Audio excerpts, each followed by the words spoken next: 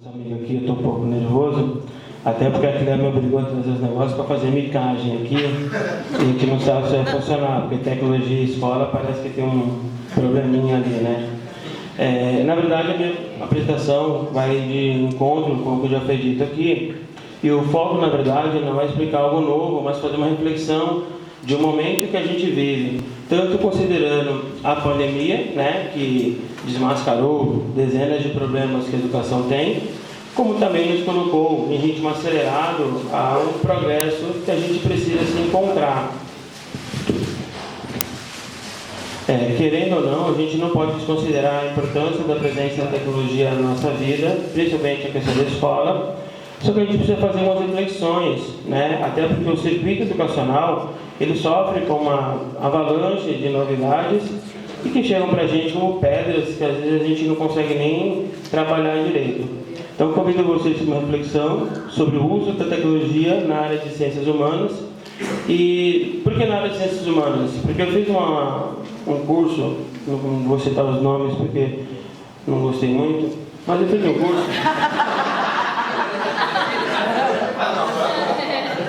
Não, sério, depois eu explico. E aí, assim, o meu TCC ele foi específico sobre a questão da tecnologia nas ciências humanas, que basicamente são jogos. E por que isso é importante? Vamos começar aqui sobre conceito de tecnologia.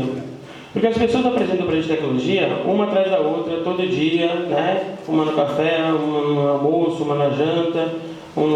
Toda hora alguém vem com algo novo para cima da gente. Como se a gente, na verdade, não tivesse a menor condição de fazer o que a gente já faz, né? Isso é muito complicado, até porque nós somos ciências humanas. A tecnologia, para a gente, ela é a base da nossa própria existência. Afinal de contas, o homem sempre trabalhou com tecnologia. O dicionário de Alan Johnson indica a palavra tecnologia como repositório acumulado de conhecimento cultural. Gente, repositório de produção, acumulado de história, conhecimento cultural, está na sociologia, filosofia, na raiz. Afinal de contas, tecnologia é a gente. Tecnologia não é algo novo que alguém chega para você e que não te vender. Tecnologia não é apenas porque é novidade.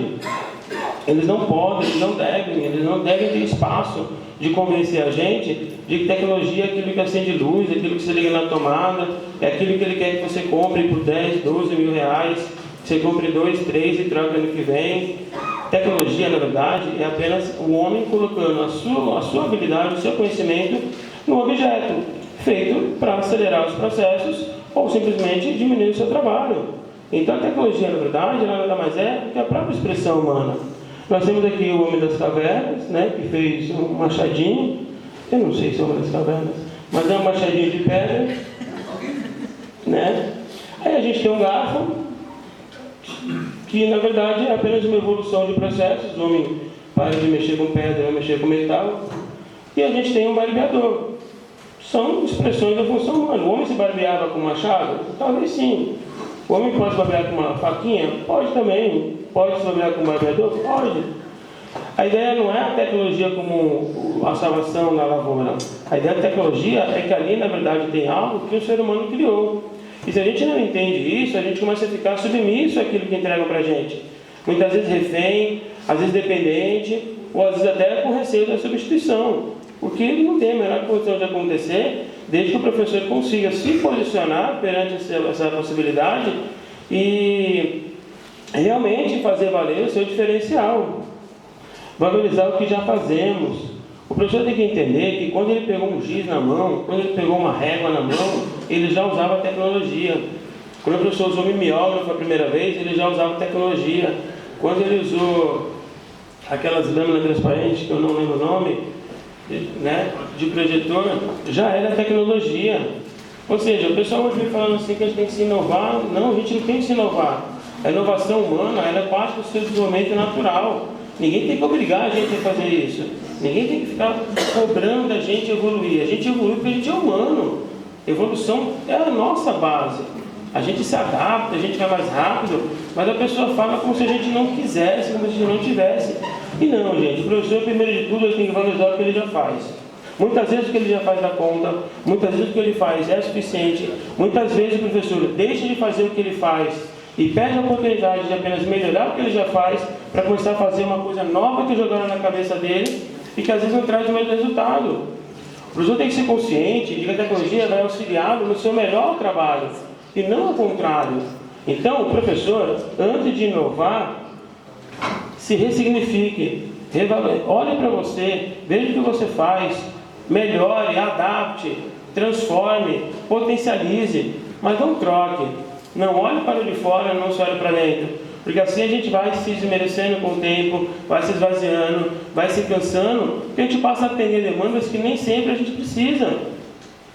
E eu sei que é complicado vir uma tecnologia nova e quando você pega lá aquela aula de 45 minutos, que vira 20, você tem que fazer um monte de mirabolâncias e não encaixa. E aí chega no final não dá certo e você fica assim, nossa, mas eu tentei fazer e não deu.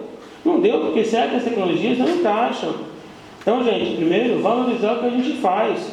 Potencializar o que a gente faz, sim. Mas simplesmente correr atrás do que é novo, só porque é novo, não. A tecnologia já está na nossa vida há muito tempo. O caderno é uma tecnologia, o lápis é uma tecnologia, a régua, a borracha, o pincel, a massinha que você usava quando era criança, já é uma tecnologia. O homem está colocando o conhecimento dele, do humano. Conhecimento, tecnologia, evolução e humanidade. Né? Eu entendo que o homem evolui exatamente porque ele cria. E é quando ele cria que ele se humaniza. Então a tecnologia nada mais é do que a humanização do ser humano. Por mais que a gente perceba que o homem se esvazia quando ele está no excesso da tecnologia, na prática o homem se humaniza quando ele produz. O problema é quando ele produz para o outro. Enquanto o homem produzia para trabalhar, para sobreviver, a produção, a tecnologia, era mais focada na necessidade dele.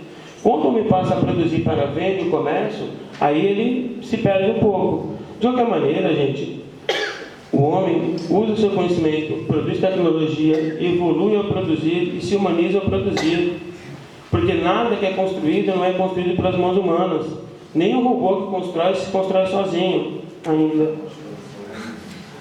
Ou seja, o homem é o dominador e não o dominado pela tecnologia.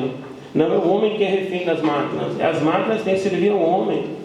Né? Francis Bacon falava que a tecnologia vem para facilitar a vida do homem. A máquina devia trabalhar para a gente poder descansar e não para a gente ficar na miséria desempregado. A tecnologia tem que ser usada e o professor tem que entender a possibilidade de como utilizá-la da melhor forma para a sua prática, desde que ela não domine o seu trabalho. Produzir um slide, produzir um jogo, demora um tempo enorme. Se você tem 30 aulas, aí você tem lá itinerário, OE, PV, não tem mais MT, mas você tem Sociologia, Filosofia, 2 escolas. Quem produz 30 slides, 4, 5 jogos por semana, não produz, gente. Então, eu entendo que ainda é necessário, mas a gente precisa fazer reflexões sobre isso. E por que reflexões? Porque o professor, quando ele se torna dominador, ele entende também que ele não pode se negar a usar a tecnologia, porque aí ele vai na contramão da sua própria evolução. Ele não nega o Estado, não nega a escola, não nega o papel. Ele se nega também a evoluir. Se eu entendo que a tecnologia é o processo evolucionário do homem, produzir também é. Então, o que eu faço uma semana uma semana eu faço outro, eu vou juntando portfólio, troco com meu amigo, mas eu vou produzindo e evoluindo. Daqui a alguns anos eu tenho dezenas de material. Que na prática é o que a gente acaba fazendo. A gente vai na internet, baixa o download de alguém que está ganhando esse dinheiro fácil. Aí a pessoa monta um cursinho de PowerPoint, ganha R$30 no certificado que não vale, porque não vale, a pessoa não é uma escola. E a gente então deixa de ser o dominador da tecnologia e passa a ser dominado por ela. Tá? Então essa reflexão é exatamente para a gente começar a se encaixar nesse processo.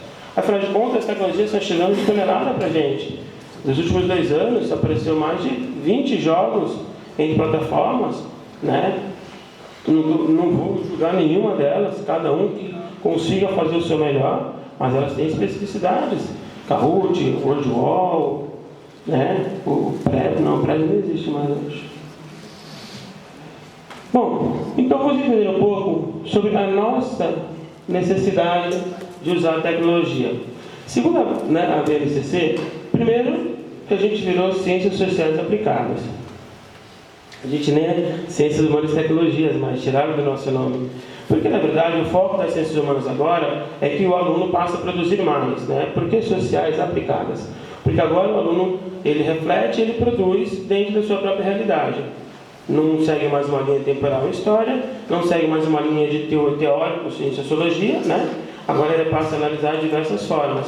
Então, sendo o aluno mais produtor, sendo o aluno mais integrado à sociedade, a tecnologia ela entra de duas maneiras.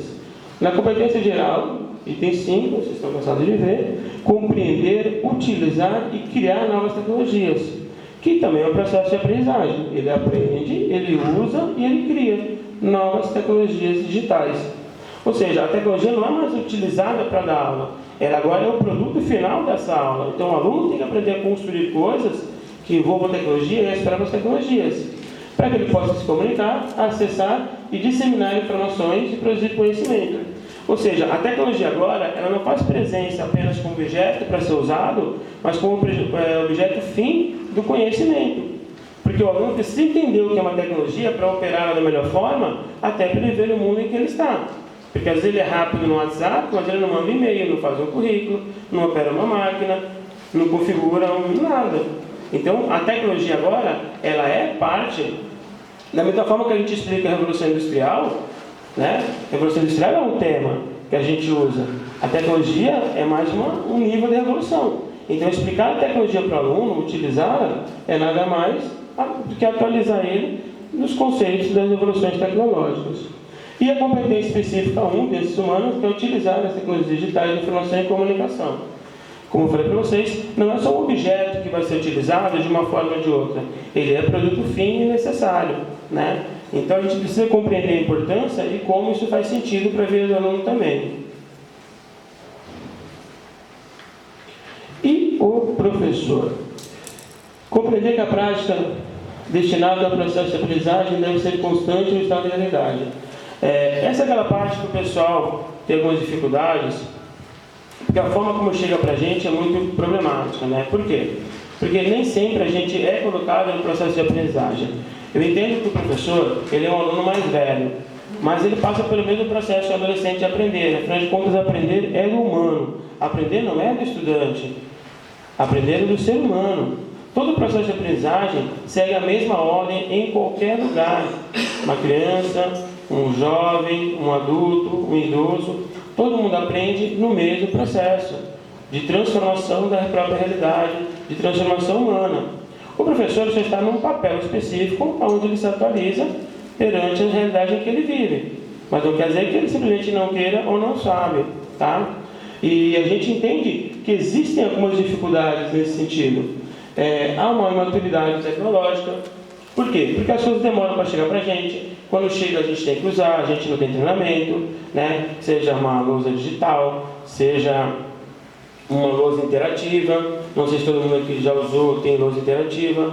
Ela é fantástica quando você domina. Quando você domina, dá um desespero. Você fica lá batendo na tela e nada funciona. De repente abre uma janela que você não queria, aí você não sabe como voltar. Aí você não conseguia fazer o primeiro, você gasta 2 vezes mais tempo, você tem que fazer o segundo, né? Aí o link não funciona, aquele que chegou não baixou. Então, para quem não tem esse domínio, ela é complicada. Mas depois que a gente tem mais domínio sobre ela, ela se transforma em uma ferramenta muito boa. Então, há uma imaturidade tecnológica? Sim. É do professor? Não, é do próprio país. O Brasil é um país desigual nesse sentido também.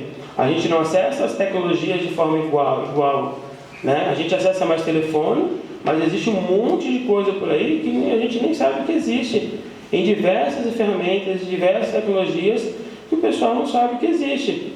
E o próprio aluno passa por isso. O aluno se espanta quando ele vê algo novo também. É que a gente acaba ficando muito fixado na ideia de produzir para o aluno e a gente às vezes não consegue aprender ou produzir para a gente mesmo.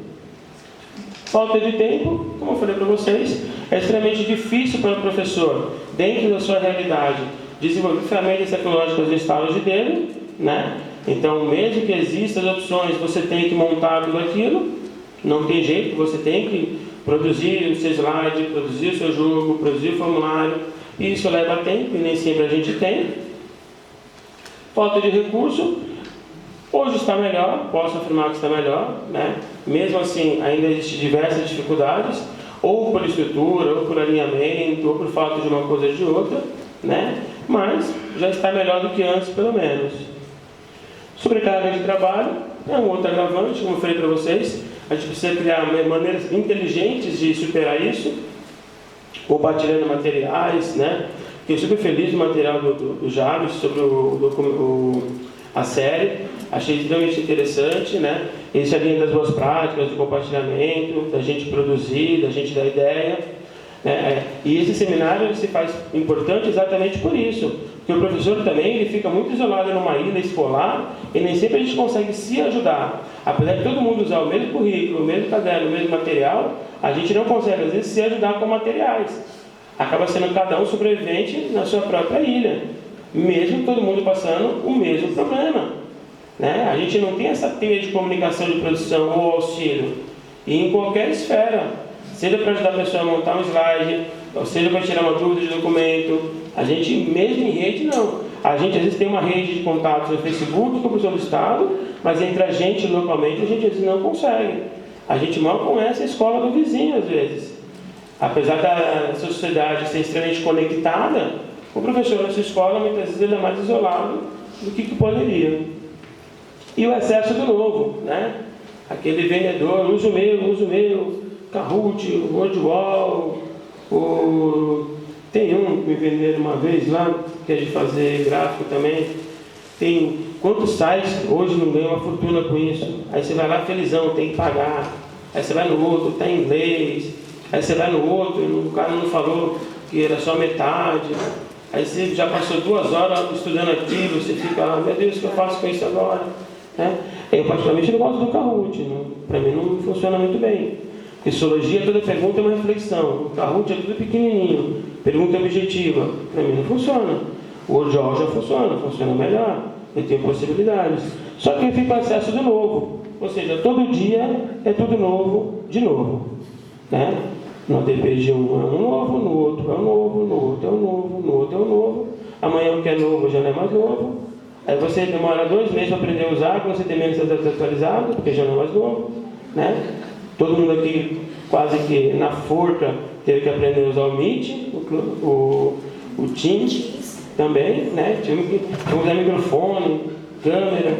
Vocês acompanham as reuniões, a dificuldade. Por quê? Porque é tudo novo, de novo. Querendo ou não.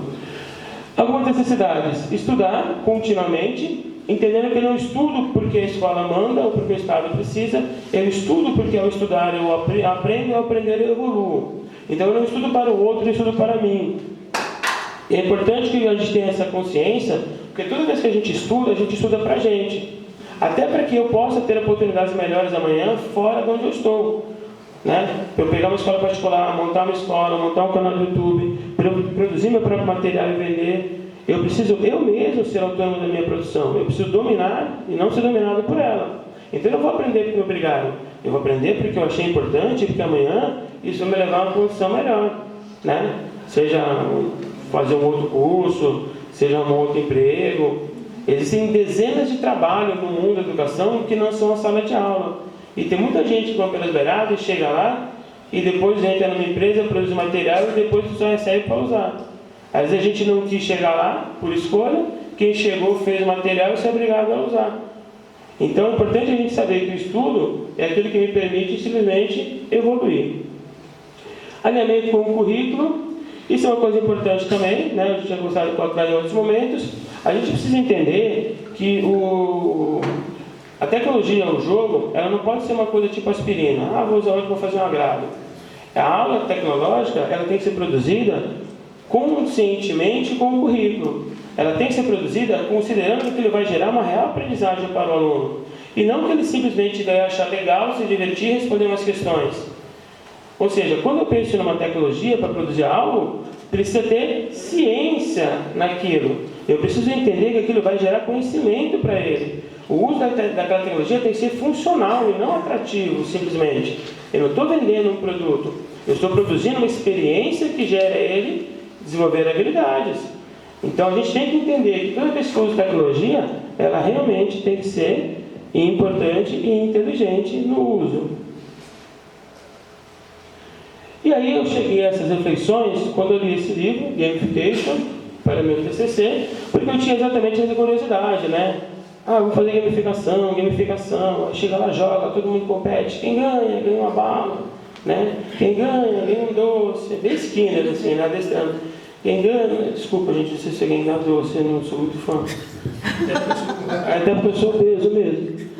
Então aí você fica lá todo desesperado, fulano ganhou, aê. E o que se aprende disso? Isso era uma dúvida que eu tinha. Então eu fui pesquisar um pouquinho sobre a ideia da gamificação e da tecnologia na área de ciências humanas.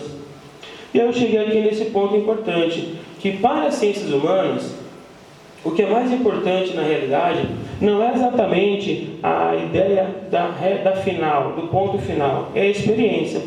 O aluno pode decorar todas as leis, mas ele só vai aprender o que é lei quando ele experimentar um processo, quando ele compreender um processo em funcionamento. Então, entende-se que as ciências humanas, ela basicamente vem da experiência humana de viver, de agir e de se desenvolver. Por isso, viver a história é mais importante que ver a história. Quando você cria uma ferramenta tecnológica, seja gamificação, objeto, que dá ao aluno a sua própria história, ele vai aprender muito mais. Por isso o RPG era tão bom e ainda funciona tão bem, porque ele se constrói enquanto ele caminha, ele evolui enquanto ele realmente experimenta esse processo. Quando você coloca ele para analisar casos específicos, você pode analisar casos com o jogo? Pode, como a gente também podia fazer com o texto. Então, ver a história é diferente de viver a história. Então, quando você produzir algo tecnológico, tenha em mente quanto o aluno realmente experimenta e vive aquela experiência, a ponto daquilo gerar para ele a aprendizagem. A experiência narrativa leva à experiência cognitiva, que se traduz em um construto emocional e sensorial do indivíduo. Ou seja, quando o aluno ele se relaciona com aquilo, quando ele realmente se sente presente naquilo, ele evolui de uma forma mais produtiva. Ele se desenvolve cognitivamente, porque é um processo tanto humano quanto científico de evolução. Ele não fez porque ele tem uma nota, ele não fez porque você mandou, ele fez porque ele entendeu e ele se satisfez ao fazer, gerando nele aquela ideia da curiosidade e do espanto em que ele pode ter. Gamificação, muito além do ganhar. Entende-se que a falta de maturidade do jovem dificulta para ele a compreensão de algumas habilidades das ciências humanas. Um aluno que nunca viu química, a mente dele vai falar assim: fulaninho, a gente não sabe o que é isótopo, a gente nunca viu. Para um pouquinho para ouvir o que esse cara vai falar. Então, a mente humana, ela para um pouquinho para ouvir algo novo. Agora, você chega lá para o cara que tem 15 anos e fala assim: a gente vai falar um pouco sobre o que é felicidade. O cara, mas eu tenho 15 anos de vida, minha família tem maior dificuldade, você tem que falar o que é felicidade? Não, eu sei o que é felicidade. Eu sei o que é trabalho. Eu estou na biqueira, eu sei o que é violência. Então, as ciências humanas, é difícil para a mente deles, porque na mente deles, eles conhecem a maioria dos temas. Só conhecem de forma imatura. E é por isso que a mera explicação dessas teorias não encaixa muito bem. Porque na mente dele, ele conhece, pelo senso comum, mas ele conhece. Então, quando você conduz ele a uma experiência daquilo, por isso que o professor de filosofia gosta de fazer debate, eles gostam de debater, nem sempre com os melhores argumentos, mas eles gostam, porque ele está se vendo nesse processo de analisar, de se colocar. E aí, quando ele termina de julgar o outro, fazer várias acusações, você inverte a pergunta e coloca ele na situação. E aí ele vai experimentar a dor de quem foi julgado. E aí ele começa a refletir. Bom, vou mostrar para vocês dois exemplos de como isso acontece. Um deles eu já usei, na verdade os dois eu já usei. Esse aqui é um jogo chamado Cidade em Jogo. Eu tenho a senha, a minha senha ainda funciona. Eu não sei se está online ainda a rede deles, mas originalmente era assim: você fazia o login e criava um jogo. Os seus alunos faziam login e jogavam 9 ou 10 rodadas. Cada aluno seu seria o prefeito de uma cidade, que ele escolheria. Ele então ia escolher a linha de atuação dele. Se ele ia atuar na saúde, na educação, se ele ia atuar na infraestrutura. Ele ia escolher as ações que ele ia ter para atingir o sucesso como prefeito. Aqui é a minha aluna que fez o jogo, ela na primeira rodada, ela escolheu aqui políticas aplicadas. Vou ler aqui que é mais fácil de mostrar. Ela tinha escolhido então contribuição de renda. Aí ela foi investindo. Na rodada 3, ela foi melhorando. Ou seja, ela foi acertando os investimentos que ela podia fazer a ponto de ter maior sucesso nas políticas públicas. E foi ganhando medalhas como melhor gestora. Aqui a rodada 6 e a rodada 10, ou seja, ao final ela foi quase top nas bandeiras que ela escolheu e teve um êxito muito positivo.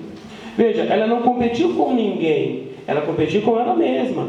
Foi exatamente a experiência de no final falar: será que eu seria uma boa prefeita, já que eu reclamo tanto do prefeito e dos outros? Então esse jogo se baseia, ele é um jogo? Ele é um jogo, só que ele é um jogo de simulação, um jogo de experiência, onde ele realmente vai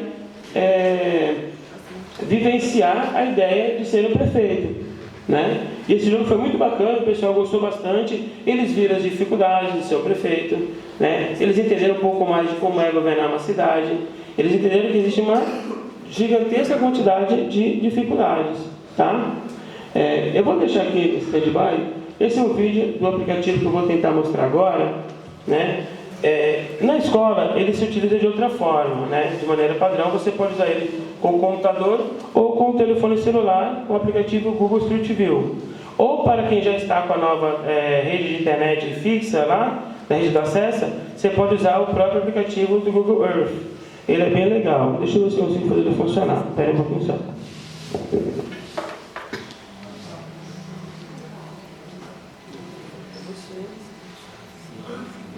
Ô Emerson, pode parar e continuar? Tá piscando. Tá piscando.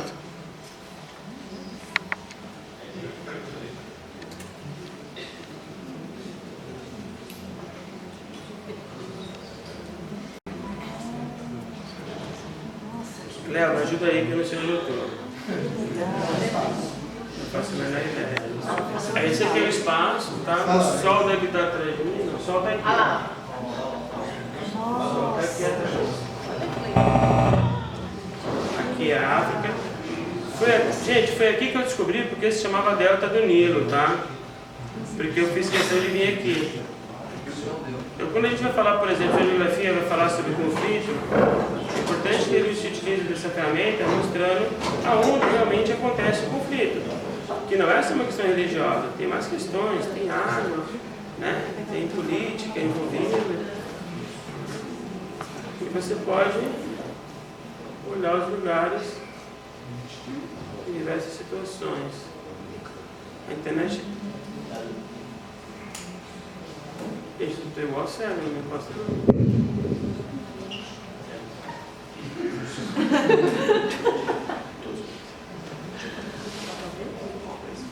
Quem? Ah, desculpa.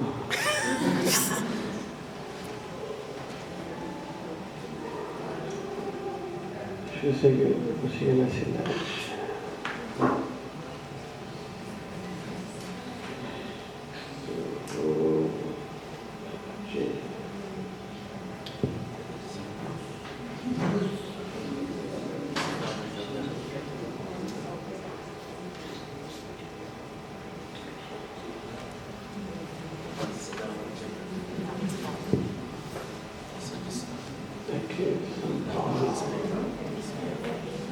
Também foi aqui que eu descobri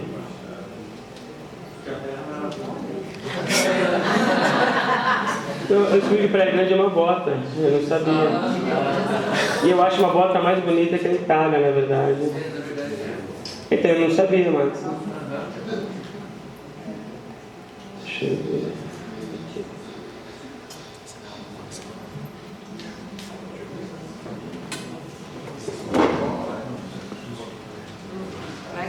Essa aqui é de Praia Grande.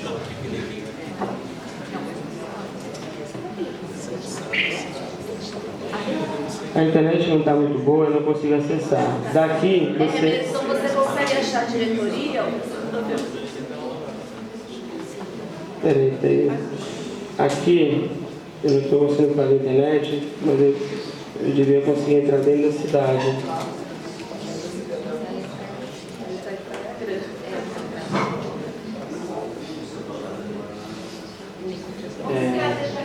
Essa piscina aqui, gente. Churrasco sábado, mentira.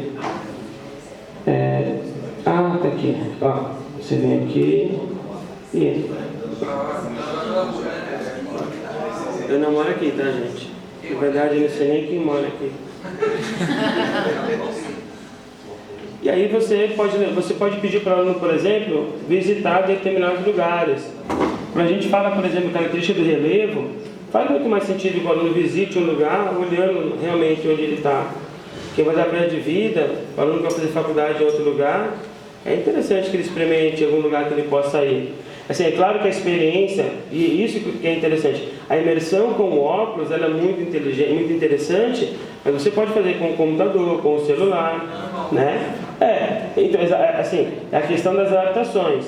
Você pode, por exemplo, entrar dentro do museu com um óculos desse. O óculos você viaja mais, né, Everton? Sobra ainda. Sobra. A ideia do óculos, gente, é para falar exatamente da questão da experiência que eu falei para vocês, né? É diferente? É bom? Mas não é o que vai fazer, se eu não tiver óculos não funciona. Funciona. Hoje com o telefone celular, ou computador, as escolas estão recebendo os kits de computador novo, você já consegue fazer atividades como essa. Então você pode imaginar projetar o aluno para qualquer lugar que você queira, em qualquer momento, incluindo o pessoal que trabalha com arte ou história da arte. Existem museus já que são totalmente virtuais, né? O Louvre você consegue, o Egito você consegue, e essa experiência ela tem sentido porque não é só a atividade ser interessante, mas realmente o aluno poder experimentar e aprender um pouco mais. Emerson, é interessante também quando você vai para regiões que são não permitidas, regiões de guerra, e mostrar para o aluno, no caso de uma conversa sobre uma área de conflito, de uma zona de conflito, é interessante mostrar também que você não consegue ultrapassar um limite da fronteira. Sim, por exemplo, quando você mostra partes do Brasil que são estratégicos militarmente, às vezes ele não entende por quê. Você mostra no mapa grande por que ele é daquele jeito. Estados Unidos, por exemplo, você não consegue chegar na Estátua da Liberdade. Você tem que ir por um link separado, que no monumento ele não mostra. A muralha da China, por exemplo, porque assim, o turista só vê a melhor parte, e de repente não é exatamente assim. Mas você vai em templos indianos. Na Rússia você não consegue ir muitas lives? Sim, nunca fui em todo lugar, obrigado pela dica. Não vou dizer que há um receio de ir na Rússia. Não vou dizer que não. Mas... Então, gente, a ideia da apresentação era essa: mostrar um pouco do processo de imersão, experimentação e tecnologia, tornando-a mais significativa para o aprendizado do aluno. Agradeço a colaboração. Posso dar uma dica só? No aluno jovem e adulto, por exemplo, para quem trabalha com jovem e adulto, é interessante visitar o lugar que eles nasceram, e isso é forte. Exatamente. É isso mesmo. No celular, a função do Maps do celular permite você ver a linha do tempo. Você vai no lugar e ele te mostra como está hoje e como estava até 10 anos atrás. Ele tem uma função do Street View, acho que é do Google Maps atualizado. É isso mesmo, né? Ele já mostra para você todos os lugares que você quer ir. E esse aplicativo, no caso, eu não sou bom de inglês para falar essa palavra Earth. No caso, a gente pode baixar no celular e está aqui, é acessível, né? Sim, então, exatamente. Você pode usar no telefone celular ou no computador. Vai da escolha do professor. Existe um óculos de realidade virtual da Google que é feito de papelão, que já dá um pouquinho de imersão, pelo menos essa experiência do olhar, né? Já funciona um pouquinho, já encheu um pouquinho. Agora, aí o professor vai ter que analisar as técnicas. Então, não vende no Brasil. Na verdade, no Brasil ele é barato, é $300, na verdade. Mas ele não vende no Brasil. Eles têm que importar.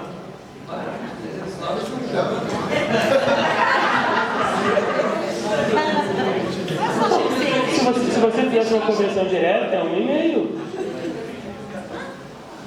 É que é algo dele, né? É um investimento para ele. É um investimento meu, né? Não, mas não é tão caro já não. Muito legal. Nossa, Emerson, parabéns, adorei. Obrigado.